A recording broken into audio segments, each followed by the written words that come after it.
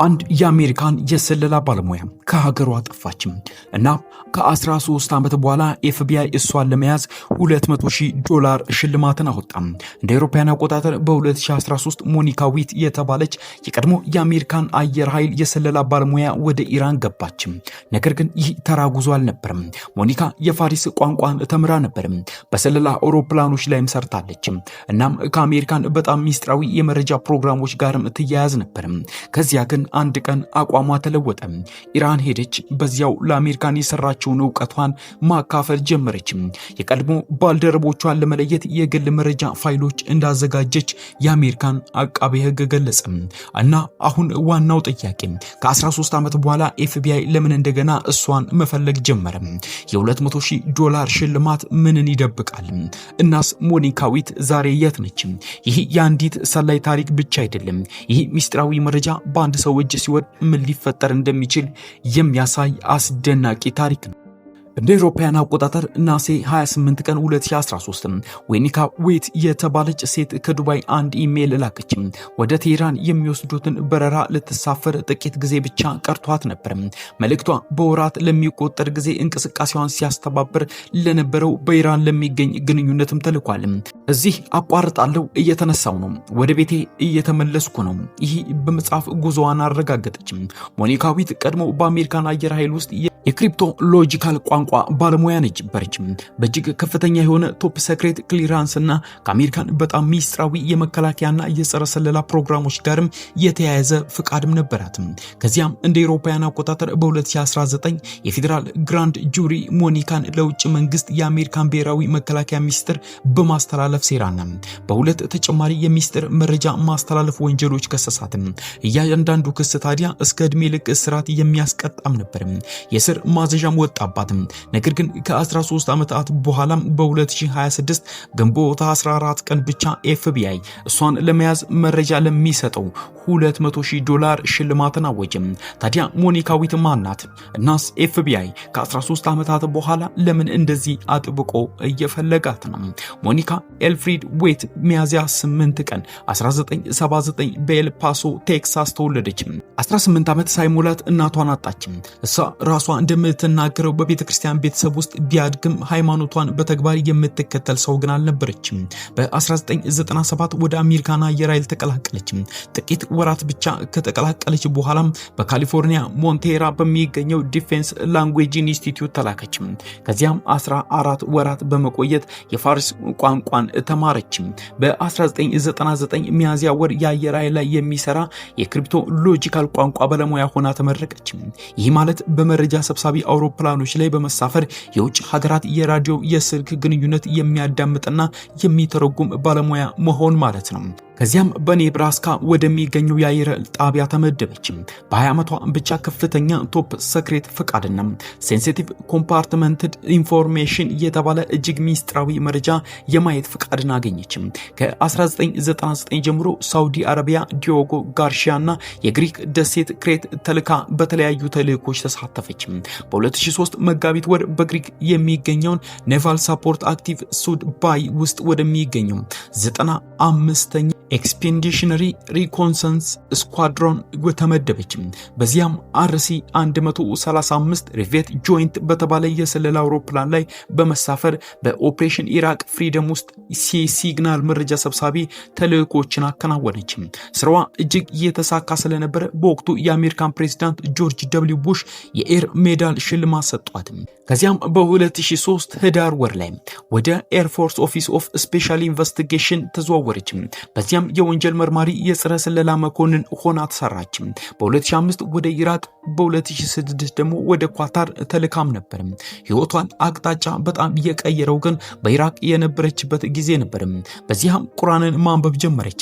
እናም አሜሪካን ስለ እስልምና የምታቀርበው ምስል እሷ ከተረዳችው እስልምና ጋር ፈጽሞ እንደማይመሳሰል ማመንም ጀመረች። በ2004 ጥቅምት ወር ሞኒካ ዊት HCS Human Control System ተብሎ ወደሚጠራው እጅግ ሚስጥራዊ የመረጃ ስርዓት የመግባት ፍቃድ ተሰጣት። ይህ ማለት ከሰው ምንጮች ወይም Human Intelligence የተገኘ የስለላ መረጃ የሚቀመጥበትና የሚተዳደርበት ስርዓትም ነበር። በዚህ ስርዓት ውስጥም የሚገኙት መረጃዎች የሚስጥር ወኪሎች እውነተኛ ማንነት፣ እነሱ እንዴት እንደተመለመሉ የሚሰሩበት ዘዴን ያካትታል። በ2008 ሰኔ ወር ላይም ዊት ከአሜሪካን አየር ኃይል በቴክኒካል ሰርጀንት ማዕረግ ተሰናበተች። ከዚያ በኋላ ወደ ግል የመከላከያ ተቋማት መስራት ጀመረች። መጀመሪያም ቦዝ አሌን ሃሚልተን በኋላም ቼንጅ ፌደራል ሲስተም ውስጥ ሰራች። በ2008 ዳር ወር ደግሞ ወደ ፕሮጀክት ኤ በሚባል ልዩ የመከላከያ ፕሮግራም ገባች። ይህ ፕሮግራም በአሜሪካን መከላከያ መስሪያ ቤት ውስጥ DOD እጅግ በሚስጥር የሚጠበቅ ፕሮግራም ነበር። ስለዚህ ፕሮግራሙ ብዙ ነገር በይፋ አይታወቅም። ነገር ግን በውስጡ በሚካሄዱ ላይ ያሉ የጸረ ስለላ ተልእኮች፣ በሚስጥር ምንጮች እውነተኛ ስሞች እንዲሁም እነሱ የሚመለምሉ የአሜሪካን ወኪሎች ማንነት ይገኝበት ነበር። ታዲያ እሷ በመካከለኛው ምስራቅ ዴስክ ኦፊሰር ሆና በዚህ ፕሮግራም መስራት ቀጠለች። ይህ ሁሉ ማለት ሞኒካ ዊት በአሜሪካን የስለላ ማህበረሰብ ውስጥም ካሉት በጣም ሚስጥራዊ መረጃዎች ጋር ቀጥተኛ ግንኙነት እንዳላት ያሳያል። እስከ 2010 ነሐሴ ድረስ ይህ ፍቃድ ጠብቃ ቆየች። ከዚያ በኋላም ከመረጃ ማህበረሰቡ ስራ ስትወጣም ቶፕ ሰክሬት ፍቃዷም ተሰረዘ። ከውጭ ሲታይ ህይወቷ መደበኛ ይመስል ነበር። ነገር ግን በውስጧ ያለው የፖለቲካና የእምነት አመለካከት ቀስ በቀስ እየተለወጠ ነበር። በ2010 ካወጣች በኋላም በጆርጅ ዋሽንግተን ዩኒቨርሲቲ ኦፍ ኤሊት ስኩል ኦፍ ኢንተርናሽናል አፌርስ በመካከለኛው ምስራቅ ጥናት የማስተርስ ትምህርት ጀመረች። በዚያ ጊዜ የገንዘብ ሁኔታዋ እጅግ ደካማ ነበር። በቨርጂኒያ ግዛት በመንግስት ድጋፍ ትኖርም ነበር። አንድ ወቅት ደግሞ መኖሪያ ቤት እስኪያጣ ድረስ ደርሳም ነበር። ከሷ ጋር የተማሩ ተማሪዎች ለኒውዮርክ ታይምስ እንደገለጹትም ሞኒካ ራሷን የምታገል፣ ሁልጊዜ ስለ ድሮን ጥቃቶች፣ ከፍርድ ቤት ውጪ ስለሚፈጸሙ ግድያዎች፣ በህፃናት ላይ ስለሚፈጸሙ ጭካኔዎች የምታስብ ሰው ነበረች። የማስተርስ መጨረሻ ፕሮጀክቷን እንኳን ከትምህርታዊ ጥናቷ ይልቅ ኢራንን የሚያወድስ ጽሑፍ እንደነበረ ይጠቅሳል። እንደ አውሮፓውያን አቆጣጠር በ2012 የካቲት ወር ሞኒካ ዊት ወደ ኢራን ተጓዘች። ጉዞዋም ኒው ሆሪዞና ኦርጋናይዜሽን በተባለ ድርጅት ባዘጋጀው ኮንፈረንስ ለመሳተፍ ነበር። የአሜሪካን ግምጃ ቤት US ቴሪሸሪ እንደሚያምነውም ይህ ኮንፈረንስ ምዕራባውያን ተሳታፊዎች ለመቅጠርና የመረጃ ስብሰባ ለማካሄድ በኢስላሚክ ሪቮሉሽነሪ ጋርድ ክሮፕ ወይም IRG የሚጠቀምበት መድረክ እንደሆነም ይገለጻል። አስገራሚው ነገር ሞኒካ በይፋ ግብዣ ተደርጎላት አልነበረም። ራሷን በፍቃዷ ወደዚያ ሄደችው። በኮንፈረንስ ውስጥ በተቀረጹ ቪዲዮዎች ላይ ታየች። በዚያም የአሜሪካን መንግስት በግልጽ ተቸ። ራሷንም የቀድሞ የአሜሪካን ወታደር ብላ አስተዋወቀች። በቆይታዋ ወቅትም ወደ እስልምና ተቀየረች። ይህ ሁሉ በኢራን የመንግስት ቴሌቪዥን በቀጥታ እየተላለፈ እንደነበር ታውቅም ነበር። ከካሜራ ፊት በአያቶላ ሃዲ ተርኪቢን ፊት የእስልምና እምነት መግለጫ የሆነው ሻሃዳ ነበበች።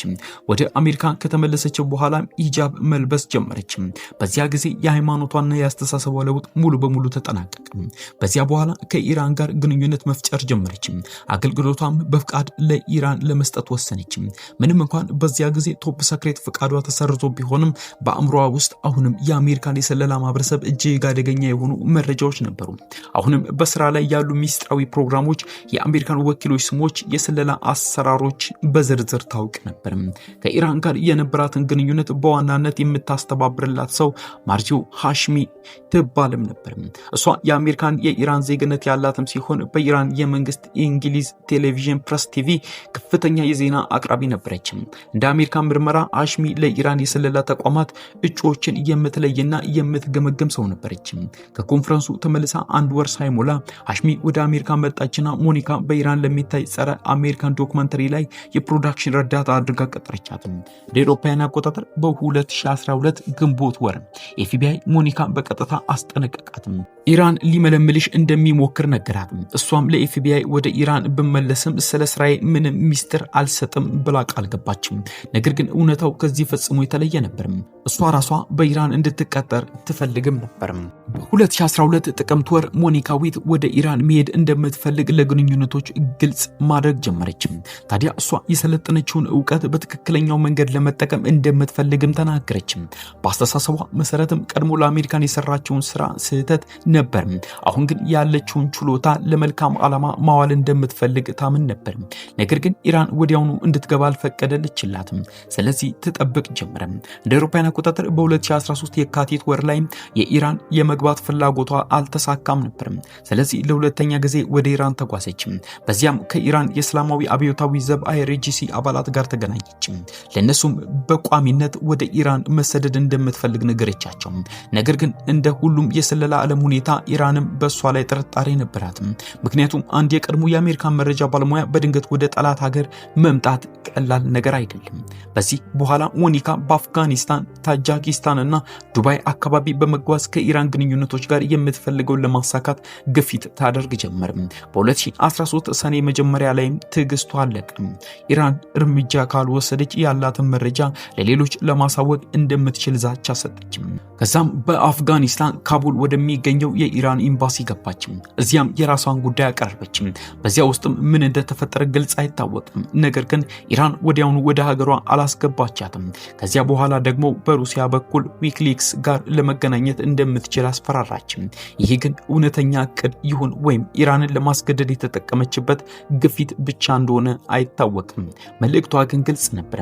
እኔ የሚይዘው መረጃ አለኝ፣ እናም ሌሎች ሊፈልጉት ይችላሉ። በመጨረሻ በ2013 ሐምሌ መጨረሻ በኢራን ዲፕሎማሲያዊ መስመር ችግሩ መፈታትን አገኘ። ማሼ ሃሽሚ ለሞኒካ በታጂኪስታን ዳሻንቤ በሚገኝ የኢራን አምባሳደር የመገናኛ መረጃ ሰጠቻት። ይህ ስብሰባ ውጤት አመጣ። ኢራን ወደ ዱባይ የሚደረገውን ጉዞዋን ለመክፈልና ከዚያም ወደ ኢራን ለማስገባት ተስማማች። እንደ አውሮፓውያን አቆጣጠር ናሴ 25 ቀን 2013 ሞኒካ ዊት ለማርዜ ሃሽሚ አንድ ሰነድ ላከች። ይህ ሰነድ የሥራ ታሪኳን፣ የአሜሪካን አየር ኃይል ልምዷን፣ የትምህርት ሁኔታዋን፣ ከሥራ መልቀቂያ ሰነዶቿን ያካተተም ነበር። ይህ ለኢራን የስለላ ባለሙያዎች የመጨረሻ ማረጋገጫ ሂደት እየቀረበ የእምነት ማሳያም ነበር። ነገር ግን ኢራን እስክትፈቅድላት በምትጠብቅበት ጊዜ እንኳን እሷ ሌላ ነገር ትሰራ ነበር። በፌስቡክ ላይ የቀድሞ የጸረ ስለላ ባልደረቦች መፈለግ ጀመረች። እንደ አውሮፓውያን አቆጣጠር ሰኔ 28 ቀን 2013 አካባቢ ሞኒካ ዊት ቴህራን መድረሷ ይገመታል። እዚያ ኢራን መኖሪያ ቤትና የኮምፒውተር መሳሪያዎችን አቀረበችላት። እንዲሁም አዲስ ስም ትጠቀም ጀመረ። ፋጢማ ዛሃራ ተብላ መጠራት ጀመረች። በዚህ ጊዜ የአሜሪካን መንግስት እሷ ከሀገር እንደወጣች ያውቅ ነበር። ስለዚህ ለእሷ የውስጥ መጠሪያ ስም ዋይዋርድ ስትሮም። በዚህ ጊዜ አሜሪካን ቀጣዩን እርምጃዋን በትክክል አታውቅም ነበር። ነገር ግን ምን ልታደርግ እንደምትችል ጥሩ ግምት ነበራቸው። እንደደረሰች ሞኒካ ዊት መረጃ መስጠት ጀመረች።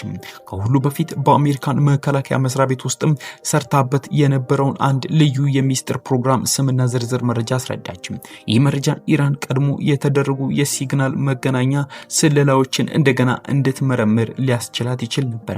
ይህ ማለትም ተከታታይ ተልእኮችን፣ የስለላ ምንጮችን፣ የነዚህ ስራዎች የተሳተፉ ሰዎችን የመለየት ዕድል ሊሰጣቸው ይችላል። በተጨማሪም ሞኒካ አንድ ሰው እውነተኛ ማንነት ገለጸች። ይህ ሰው በአሜሪካ መንግስት ሰነዶች ውስጥም USG ኤጀንት 1 ተብሎ ብቻ ይጠቀሳል። ይህ ሰው በአንድ የተወሰነ ጠላት ላይ የጸረ ስለላ ስራ የሚያከናውን የአሜሪካን የመረጃ ባለሙያ ነበር። USG ኤጀንት 1 ማን እንደሆነ ወይም በኋላ ምን እንደደረሰበት በይፋ አልተገለጸም። ነገር ግን ይሄ ብቻ አልነበረም። ሞኒካ 8 የቀድሞ የሥራ ባልደረቦቿን ለኢራን ለመለየት የተዘጋጀ መረጃ ፋይሎችን ታርጌት ፓኬጅ ማዘጋጀት ጀመረች። በሐሰተኛ ፌስቡክ መለያዎች በመጠቀም ስለነዚህ ሰዎች የግል መረጃ፣ የሥራ ታሪክ፣ ግንኙነቶች፣ ሌሎች ሊጠቀሙ የሚችሉ ዝርዝሮችን ለመሰብሰብ ሞከረች። ዓላማዋም ኢራን እነዚህን ሰዎች መለየት፣ ለመከታተልና ለማዳከም እንድትችል ማድረግ ነበር። ሞኒካ ያዘጋጀቻቸውን የግል መረጃ ፋይሎች በኋላ ለአራት የኢራን የሳይበር ባለሙያዎች ተላልፈው እንደደረሱ የአሜሪካ መንግስት ገለጸ። እነዚህ የኢራን የሳይበር ተዋናይ የቀድሞ የአሜሪካን ባልደረቦችን ለማጥቃት የተለያዩ ዘዴዎችን ተጠቀሙ። ከነዚህ መካከልም አንዱ ሱፐር ፊሺንግ የተባለ የሳይበር ጥቃት ነበር። ይህ ማለትም ተጠቃሚውን በተለየ መንገድ ለማታለል የተዘጋጀ የሐሰት መልእክት ወይም መለያ መጠቀም ነበር። የኢራን ባለሙያዎች የሐሰት ማንነቶችን ፈጠሩ። ሌሎች ሰዎች ማንነት በመገልበጥ መለያቸውን አዘጋጁ። በፌስቡክ ላይ በቀድሞ የአሜሪካን መንግስት ሰራተኞች በብዛት የተሞሉ ቡድን ውስጥ ለመግባት ሞከሩ።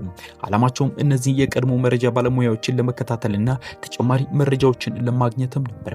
የካቲት 8 ቀን 2019 የአሜሪካን ፍርድ ቤት በሞኒካ ዊት ላይ የቀረበውን ክስ አጸደቀም።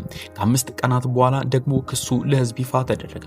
ኤፍቢአይ የሞኒካን ዋና የመንቀሳቀሻ ምክንያት በአብዛኛው ርዕዮተ ዓለማዊ ለውጥ፣ በተመሳሳይ ጊዜ የአሜሪካን ግምጃ ቤት ኒው ሆሪዞን ኦርጋናይዜሽን እና በሳይበር ዘመቻዎች የተጠቀመ የቴሄራን የኢንፎርሜሽን ቴክኖሎጂ ድርጅት ጋር ማዕቀብ ጣለ። ከኢራን ከገባች በኋላ ሞኒካ በኢራን መገናኛ ብዙሃን ላይ ቃለ መጠይቅ ሰጠች። በእነዚህ ውስጥም በአሜሪካን ወታደራዊ አገልግሎቷ ወቅትም የጦር ወንጀሎች እንዳየችና የአሜሪካን ጦር ተግባር ለመከላከል የማይቻል እንደሆነ እንደመጣችም ተናገረች። በተጨማሪ በአየር ኃይል ውስጥ ስለነበረው ጾታዊ ትንኮሳ ችግር ተናገረች። እሷ እንደምትለው የወታደራዊ ተቋሙ እንዲህ ያሉ ችግሮች ችላ ይል ነበር፣ ይሸፍን ነበር።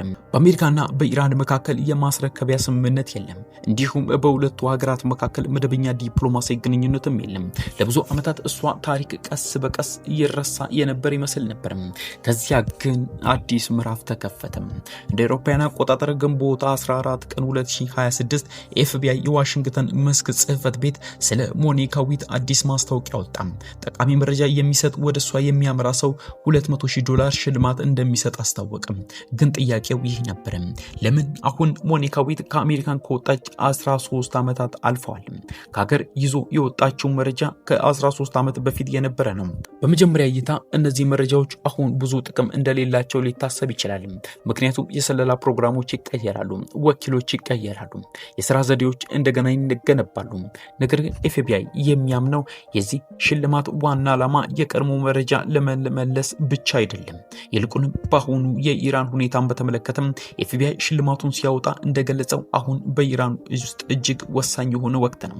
በዓመት መጀመሪያ በኢራን የኒኩለር እና ወታደራዊ ተቋማት ላይ የተደረገው የአሜሪካን ጥቃቶችም በኢራን መንግስት ላይ ያለውን የውስጥ ጫና ከፍ እንዳደረገው ተገልጿል። በአንድ መንግስት ውስጥ ስርዓት ሲደክም ወይም ውስጣዊ ችግር ሲፈጠር ብዙ ጊዜ የሚያውቁ ሰዎች የመናገር ዝግጁ ሆናሉ። ስለዚህ $200,000 ሽልማት የተለመደ የፖሊስ ሽልማት ብቻ አይደለም። እሱ በእውነት ኢራን ውስጥ ያሉ ሰዎችን ለመድረስ የተዘጋጀ የመረጃ ማሰባሰቢያ መሳሪያ ነው። ኤፍቢአይ መልእክቱ ለአሜሪካውያን ብቻ አይደለም፣ ሞኒካ የሚያውቁና አሁን የት እንዳለች ሊያውቅ የሚችል በኢራን ውስጥ ላሉ ሰዎች ጭምር ነበር። ኤፍቢአይ እንደሚለው ሞኒካ ዊት የቀድሞ ታሪኳ ብቻ አይደለችም፣ እሱ አሁንም ከኢራን የመረጃ ተቋማት ጋር ትተባበራለች ብሎ ያምናል። ስለዚህ አንድ ያለፈ አደጋ ሳይሆን አሁንም ቀጣይ አደጋ እንደሆነች ይመለከታል። 13 ዓመት ቢያልፍም የገለጸቻቸው ማንነቶች በሙሉ እያረጁ አይደሉም። ብዙዎች ሰዎች አሁንም በህይወት ሊኖሩ ይችላሉ። አንዳንዶች አሁንም በመንግስት ውስጥ እየሰሩ ይሆናል። ከአሜሪካን የመረጃ መረቦች ጋር ግንኙነት ሊኖራቸውም ይችላል። ይህ ማለት አደጋው ሙሉ በሙሉ አልጠፋም ማለት ነው። ታዲያ የሞኒካ ዊት ክስ እስካሁን ክፍት ነው። ክሱ በፍርድ ቤት ቀርቧል፣ ለህዝብ ይፋ ተደርጓል። ነገር ግን ተከሳሹ ከአሜሪካን ውጭ በመሆኗ ፍርድ ቤቱ ለማቅረብ አልተቻለም።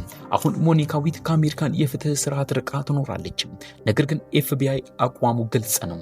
ይህ ጉዳይ እስካሁን አልተዘጋም። የአሜሪካን ባለስልጣናት እሷ አሁንም ለኢራን መረጃ ስራዎች ድጋፍ ትሰጣለች ብሎ ያምናል። ስለዚህ $200,000 ሽልማት ብቻ ሳይሆን ይህ የኤፍቢአይ የማያቋርጥ ትኩረት ሞኒካ ዊት እንዳሁንም ንቁ የሆነ የጸረ ስለላ ጉዳይ እንደሚመለከቷት ያሳያል። እስካሁን ግን ጥያቄው አልተመለሰም። ሞኒካ ዊት የት ነች እና አንድ ቀን ወደ አሜሪካን የፍትህ ፊት ትቀርብ ይሆን? ይህ ታሪክ አሁንም ያልተጠናቀቀ የሰለላ ታሪክ ነው። የመጨረሻው ምዕራፍ ገና አልተፈጸመም። ሞኒካ ዊት አስደናቂ ታሪክ ነው።